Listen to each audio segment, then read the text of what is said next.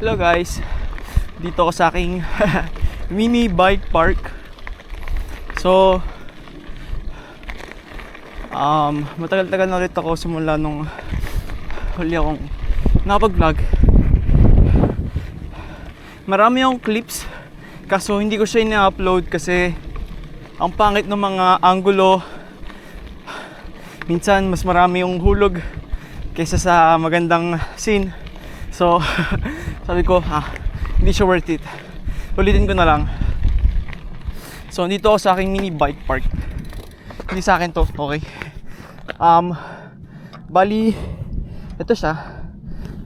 So dalawang drop yan, dalawang pababa yan, tapos isa lang yung ending.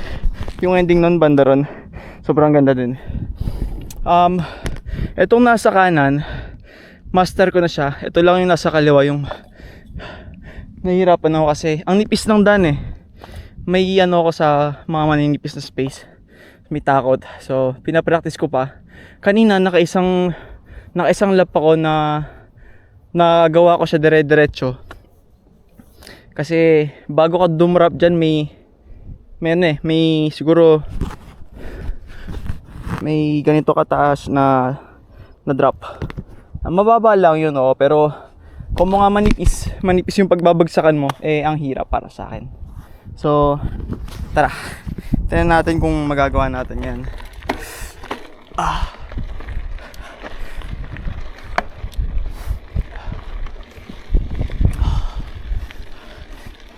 Sarap kasi mag-enduro. Hindi naman yung enduro yung natalon-talon, no? Hindi naman yung nag-stand jump. Hindi ibig sabihin nun ganun yung enduro. Enduro para lang sa mga menos akyat, more on flowy trails, ganun. Tara.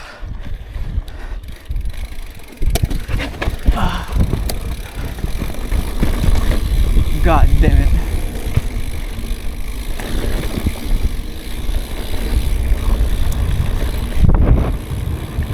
So ito yung ending.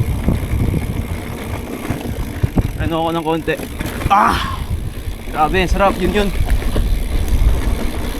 Sabi ko sa sarili ko, nagawa ko siya. So sabi ko sa sarili ko, bakit ganun?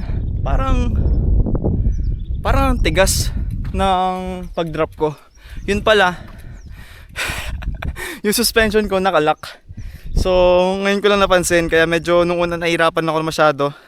Pero bukod pa yung sa sobrang nipis kasi. So yun. Tara, ulitin natin. So dati sa may route na yun, talagang hindi ko siya magawa kasi natatakot ako na baka maipit yung pedals ko, ganun. Pero kailangan mo lang talagang ulitin. Tara, ulitin pa natin. Ito lang talaga yung pinapractice ko. Sabihin ko sa inyo kung alin yun. Ito mo. Rico. Ito kasi yun. Sa inyong bike ko, no?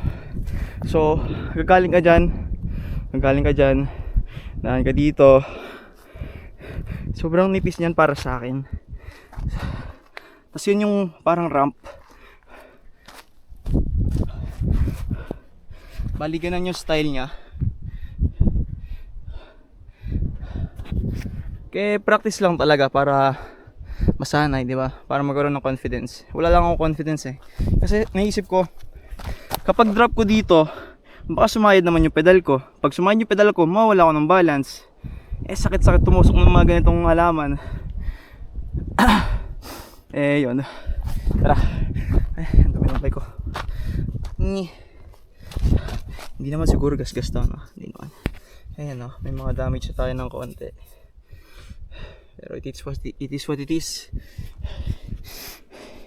Binili natin, ginawa natin yan para mag-enjoy. Itong mga ganito, kasama to sa pag-enjoy.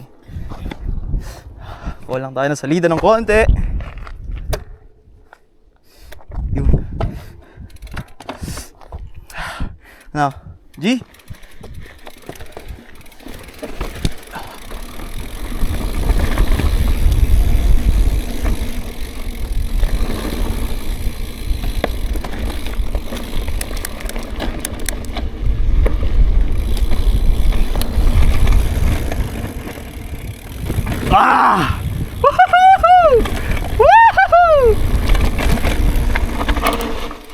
Ang sarap!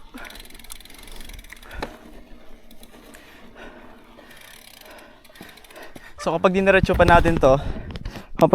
natin yan, meron pa din yan hanggang doon. So pakita ko sa inyo mamaya.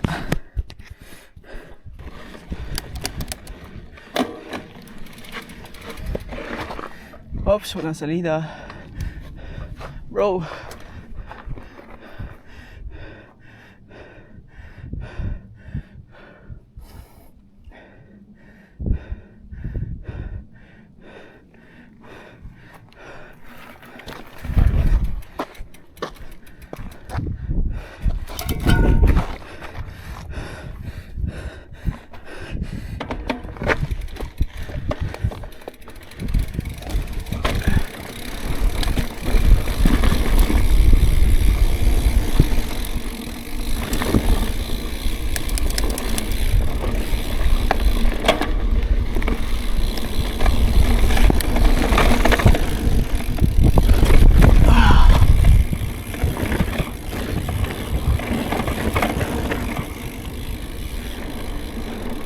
Ito yung pinaka-hit na hit ko eh.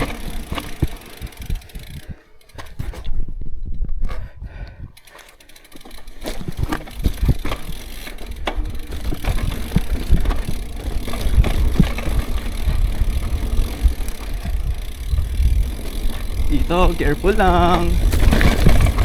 Tayo ay mag-careful.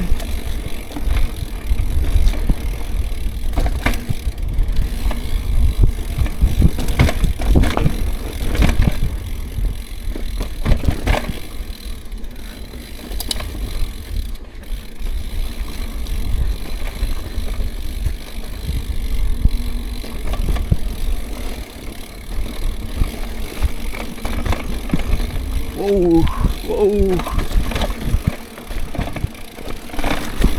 Woo! God damn it, my friend.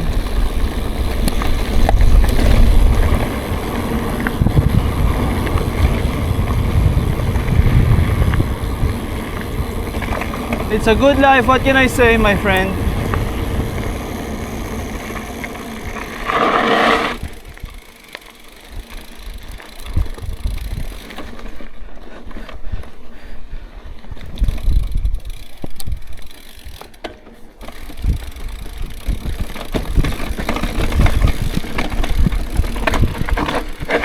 Dito tayo sa kanan, kaliwa.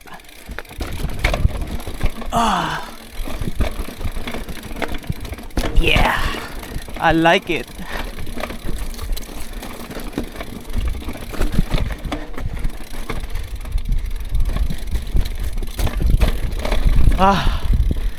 God damn it. What a beach, huh?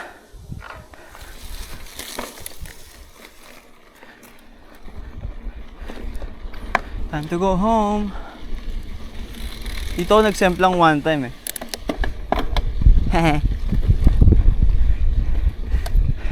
Pero parte yan ng pagiging biker.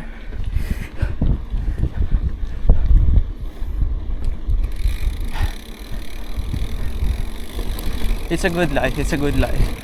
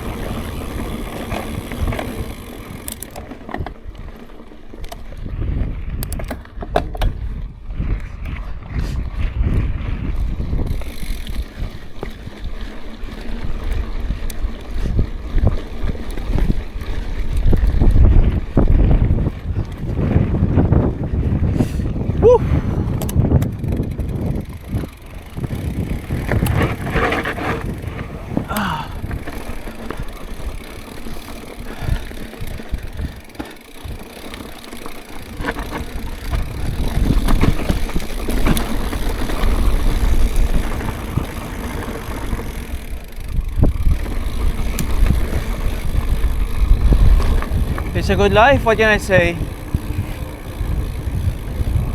Hindi ko nababagad yung upuan ko eh. May isang trail pa dun sa kaliwa. Hindi ko pa siya napupuntahan ever. Ito lang talaga yung gusto ko.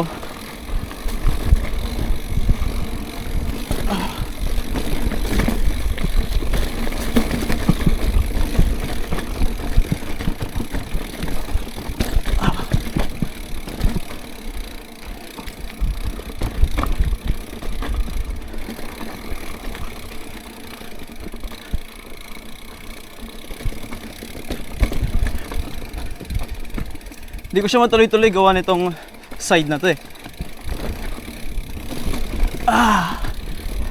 Pero dito, God damn it.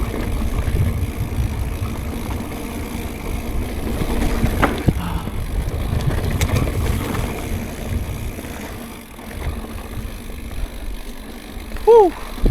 It's a good life, what can I say?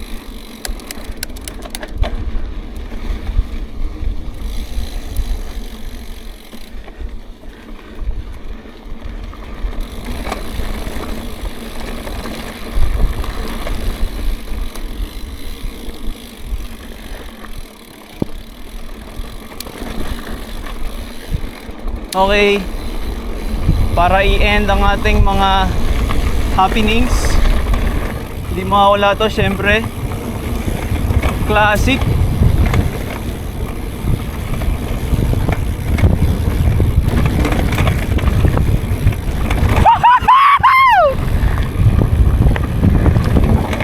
It's a motherfucking good life, my friend. What can I say?